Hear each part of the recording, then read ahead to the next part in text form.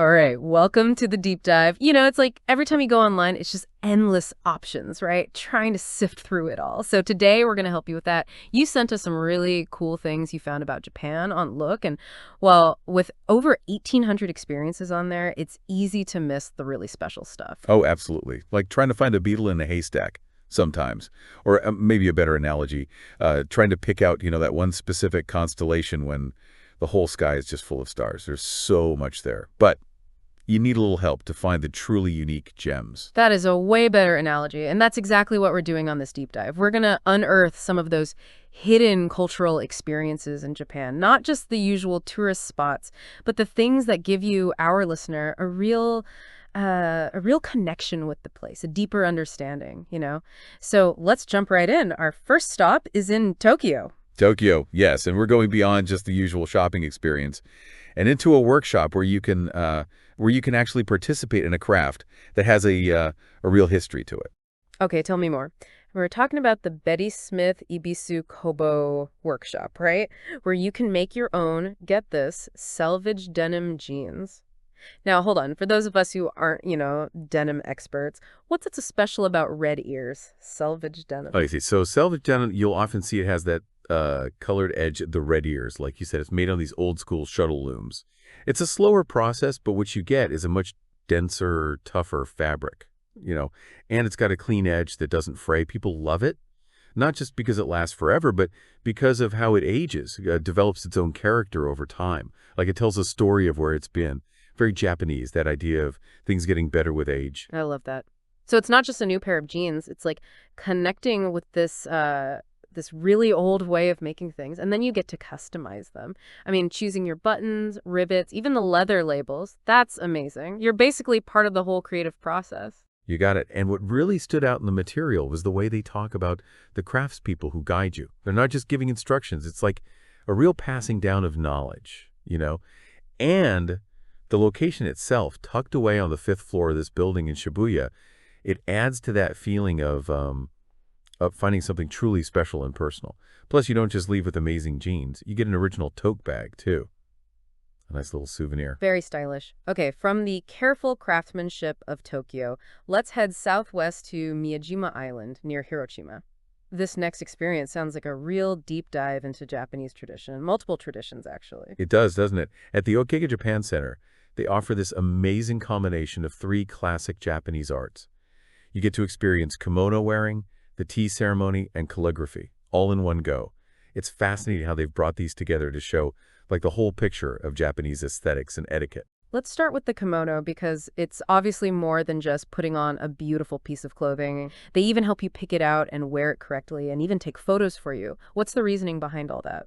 Putting on a kimono the right way is an art in itself. There are all these layers and specific ways of doing it, and it's all tied to culture and history.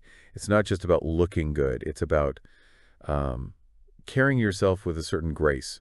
And the photos are a great way to remember that feeling of being transformed, and immersed in tradition. Next up, the tea ceremony. That always struck me as a really meaningful ritual. What are some of the key things that make it so special? The incredible thing is how much attention they give to every single detail. Like the water has to be a specific temperature, and the movements are so precise and graceful. Everything is about intention.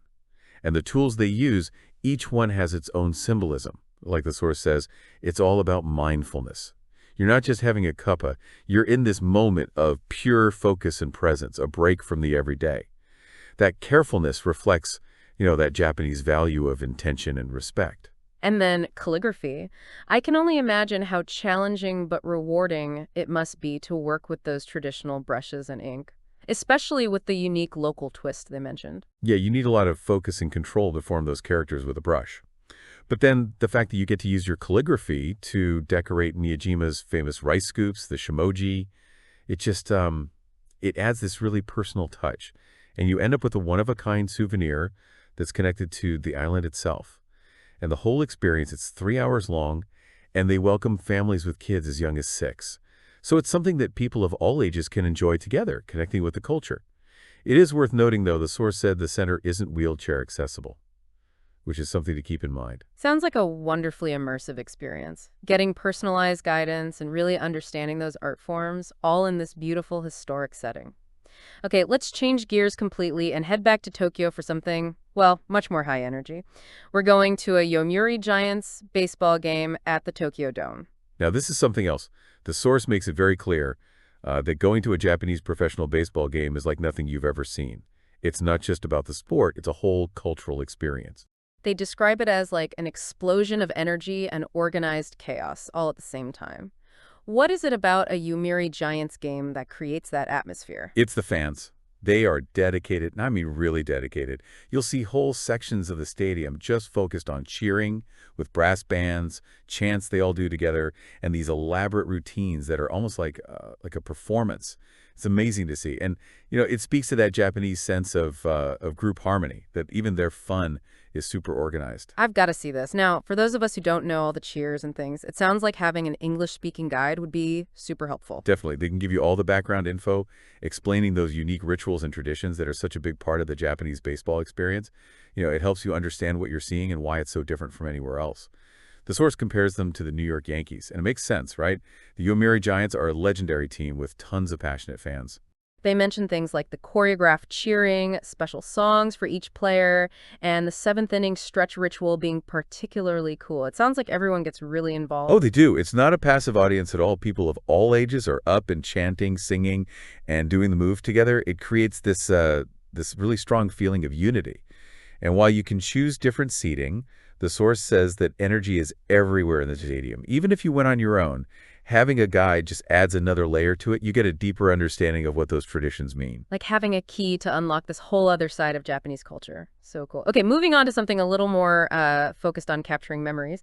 This next experience offers a really cool way to document your time in Tokyo. Right. It's not just about those quick tourist snaps, but having a professional photo shoot that creates these lasting and artistic memories. The idea of being matched with a photographer who speaks your language is a great touch, right? It makes it so much more comfortable, and they take you to these iconic spots like Asakusa and Shibuya Sky, which is awesome. And the fact that they're locals is huge. They know all the best spots, the best time of day to shoot, so you avoid the crowds and get those really special shots. The source highlights how they have this natural, candid style. It's not about posing. It's about catching those real moments, those real interactions. And they'll tell you about the area, too, so it's more than just taking pictures. The whole package sounds amazing. An hour of shooting, over 100 original photos, and 10 professionally retouched ones, all delivered within a week. Plus, you can be flexible with the timing and even pick locations you're interested in, whether it's a peaceful temple or the crazy energy of Shibuya Crossing. Exactly. You're investing in capturing, the heart of your trip in a beautiful and professional way. It's a reminder of your time in Tokyo that's way more meaningful than a typical souvenir. From capturing still moments to something a little more, let's say, fast-paced. This next experience is for car lovers. You get to spend 6 hours driving a Japanese Initial D sports car in Osaka. Now, that is a dream come true, especially if you're into those classic Japanese sports cars and, the whole Initial D thing. I mean, imagine getting to drive an AE86, the car from the manga and anime, through the streets of Osaka. And not just for a quick spin, for 6 whole hours. And from what I read, the rental process is very thorough, which is reassuring when you're talking about driving a classic car in a foreign city. They go over traffic rules with you and do a full inspection of the car. And they have other amazing cars, too, like the RX-7, Skyline GTR 32, Honda NSX, all in perfect condition. Of course, like the source mentioned, there are extra costs like insurance and a limit on how far you can drive. But honestly, it seems like more than just a rental place. The Mr. Hero Car Studio is like a haven for car enthusiasts. It sounds like it. They've got a professional racing simulator, electric drift cars, even a selection of Initial D-themed drinks, plus a small museum with classic cars, for good measure. The source recommends arriving early and reserving your car in advance because, you want to make sure you get the one you've been dreaming of. Right. And if you're thinking of doing this, remember the driving license requirements. You need an international driving permit or a Japanese translation of your license, depending on where you're from, plus at least 3 years of driving experience. It really does seem like a once-in-a-lifetime experience for anyone who loves Japanese cars. Absolutely. And I bet the staff there, they're just as excited about these cars as the people renting them. It adds to the whole atmosphere. All right, let's trade those four wheels for something a bit more Wintry. We're heading to Hokkaido, specifically Sapporo Snowmobile Land. It even includes a shuttle service. How convenient is that? Hokkaido in the winter, it's just magical. Picture this. You're cruising through that snowy landscape on a snowmobile, nothing but fresh air and incredible views. And it's a popular activity, too. The source mentioned they get tons of bookings, and the reviews are great. And they pick you up right from your hotel in Sapporo. That's a huge plus. They also give you warm gear, which is smart, though it's still laid up underneath. And it's good to know they have a full safety briefing for beginners. What really gets me is the description of the scenery. It's stunning. The snowmobile course takes you through these amazing snowy areas, and they have designated spots where you can stop and take photos. Plus, you can ride solo or tandem with a kid, so it's perfect for families, too. And for those who want more, they have a 90-minute option, and you can even combine it with a traditional Genghis Khan BBQ lunch.